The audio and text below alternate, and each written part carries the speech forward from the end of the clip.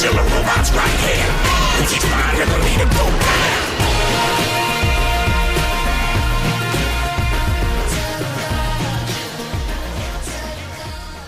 Throughout the galaxy, a legend is told.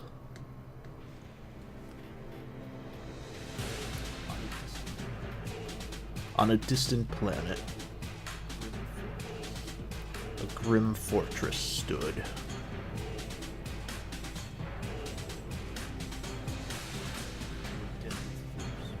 Until a deadly force parted the heavens and descended upon the keep.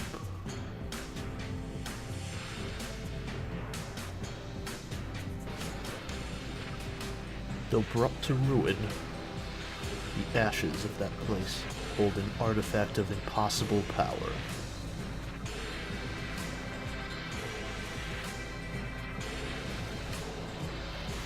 A gun that can kill the past.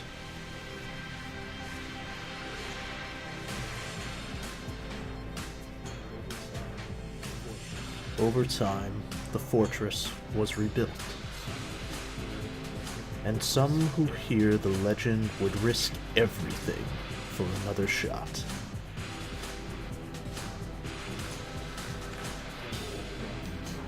To claim their prize and make what was done undone, they must enter the Gungeon. So yeah, since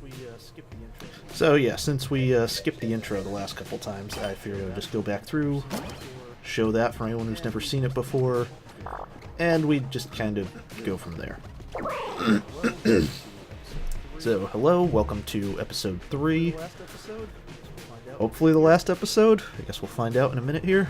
If I just immediately die or anything.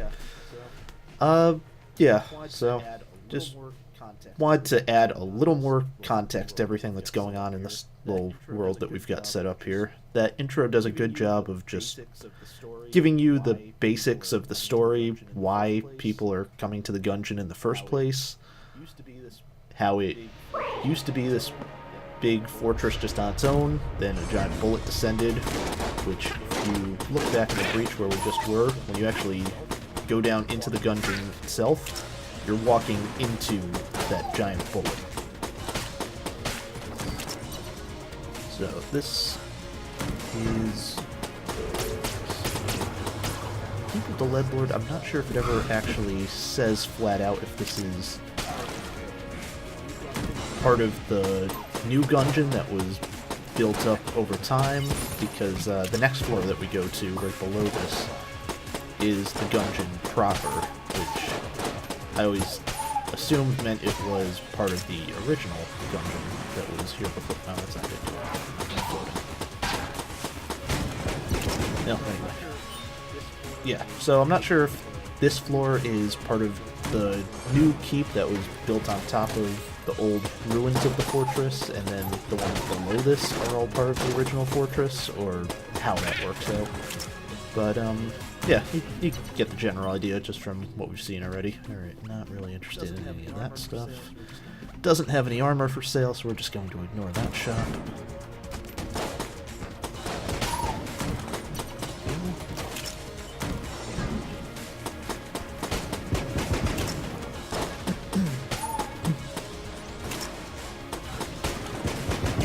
Been looking into it since the last couple videos that we did. Oh wow, that is probably the most useless item I've ever come across in the entire game. We'll get back to what I was saying in just a second here, but first we need to take a look at the ruby bracelet. Thrown guns explode. Any guns thrown while wearing this bracelet explode. So, I don't even know where to begin with this one. There is an option in here where if you're holding an item or a gun, you can drop it by holding down on one of the D-pad keys. Again, we're on the Switch version for this. That isn't what that bracelet is referring to. That's just dropping an item. Throwing a gun involves using up all of the ammo in it and then throwing the empty gun. When you do with this bracelet on, the gun explodes. and that's it. That's the entire point of this item. The only thing that I've ever found useful about it is that there are some synergies with other items that you can get with it. Specifically, I think the one that I got that I did end up liking a lot was with the Gungeon gun, which it turns it into a big, creepy-looking rocket launcher, essentially. So, let's see if we can find that in here, otherwise I'm going to sell this bracelet the first chance I get.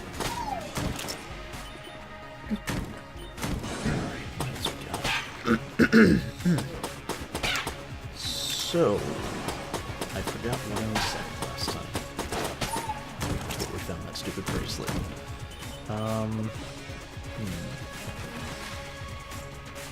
Yes. Okay. Well, we'll come back to that if I can think of it. Hey, there it is. How about that? Okay, I guess it doesn't have the synergy. Still kind of interesting. That just happened to be the gun that came up while I would... Alright, you know what? We're not going to think about that right now. So anyway, this is the Gungeon ant. It's a really fun gun that is not all that useful, but I just really like it because of how interesting it looks and functions. So you've got this ant that shoots oil out of its mouth, and when you reload, it shoots flames out its butt that light the oil on fire. That's it. That's the whole point of this gun. However, if you get some of the items that have to do with like royalty, like any of the crown items or anything like that, it changes into a rocket launcher. A giant queen ant that just shoots rockets. It's great. I love it. But apparently the ruby bracelet isn't part of that synergy, so I guess we'll just sell the bracelet as soon as we can, and then try and find one of those crown items instead. Alright, who we got? Oh, good. So this is probably my least favorite boss to fight on the first floor. This is... well, it's Vulcan Raven, but in this it is... just get to his title screen. Gatling Gull. Except that is very clearly a Raven. But anyway, you get the idea. This game's real big on its Metal Gear references. So he's not that hard of a boss fight, all things considered. I just really don't like fighting him without guns that can actually do a lot of damage to him, because I'm bad at dodging. For playing as the Bullet, it's way easier because you can just chop your way through all of his shots. But as anyone else, or anyone else who doesn't have a weapon that can break bullets, it can just be a little bit of a chore trying to get around all of his shots and potential.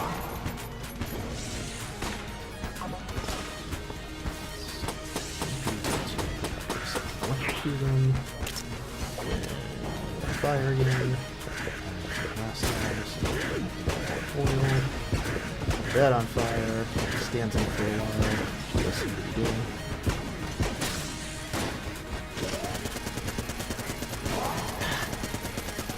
Take that.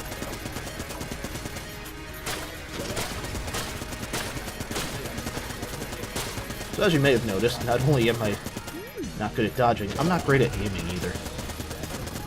And that has become very apparent on the Switch, where it is a little more difficult to aim than it is on the PC.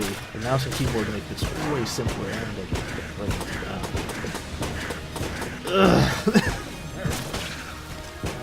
Alright, well, let's just keep going, I guess. What is this? We're going? Yeah. Alright. Oh yeah, and then just like with Vulcan Raven, his birds eat him at the end. Go away.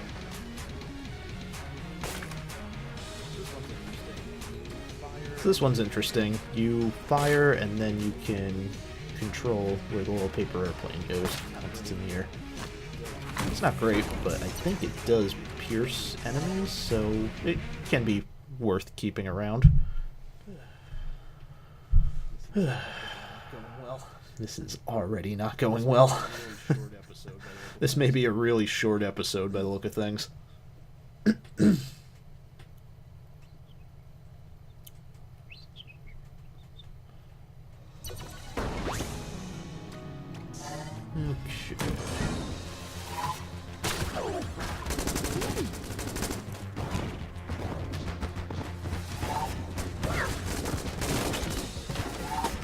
Closer than I meant for it to be. Yeah, I don't think we're going to be using the Gungeon amp that much. I'll reload it just in case, but otherwise I don't really see us getting that much use out of it here. Oh, good.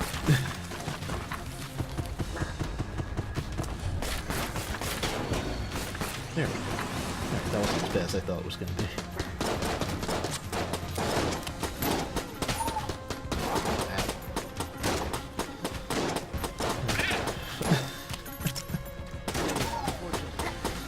So yeah, unfortunately, when a run starts out like this, it becomes a little more difficult to have that much faith in actually getting through it. And a lot of times I would just restart if I didn't make it through the first floor without taking damage. Ooh. Oh, right, I can't. Alright, so if I was playing as a character that actually had hearts, I could sacrifice one to get a free companion. Since this stupid robot doesn't have a heart, I can't do anything with this. So yeah, just add that to the list of reasons I don't like playing as the robot. There are a lot of those shrines that require hearts in order to activate, and they all do some pretty interesting things, but you never know if you're just playing as the robot. Oh, God, I'm just running into these things left and right now. I swear it's not usually this bad.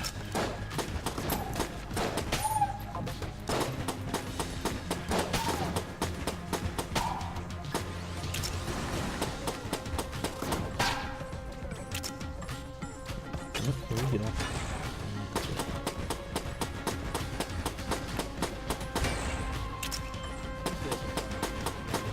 So these guys are fun. You can just run right around them and they can't actually track you particularly well. So they're not really a threat at all unless there's multiple in one room.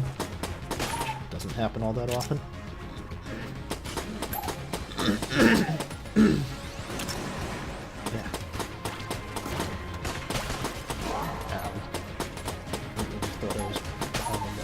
That won't happen. This is just not my run. Alright, so whatever day this video comes out, there may very well be a second one coming out alongside it. Oh hey, one more armor. That's nice at least. There are a couple items I would really love to get as the robot, just because they help a lot for his runs.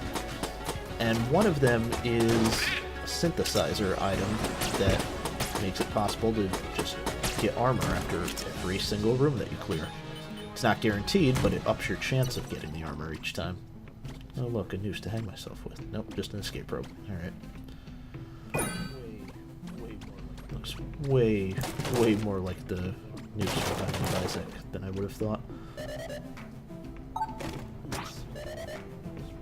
Let's see what the muncher can give us for these two. I don't think they're any kind of recipe, so probably not much of anything interesting.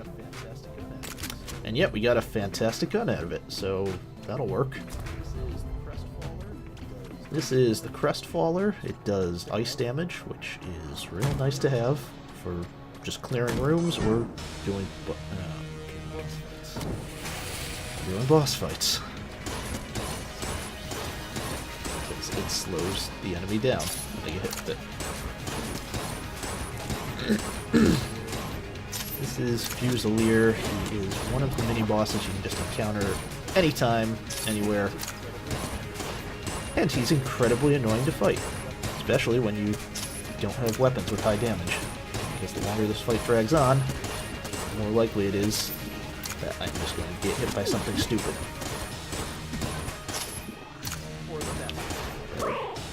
Or that that's going to happen, which, you know, always a possibility.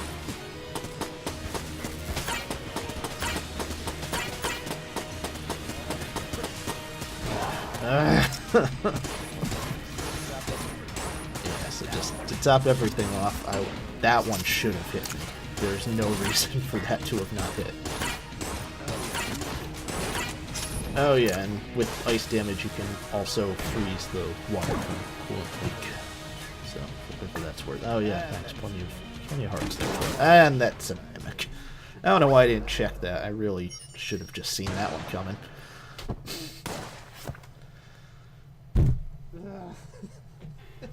Alright, guess that's it for this episode. Alright, guess that's it for this episode.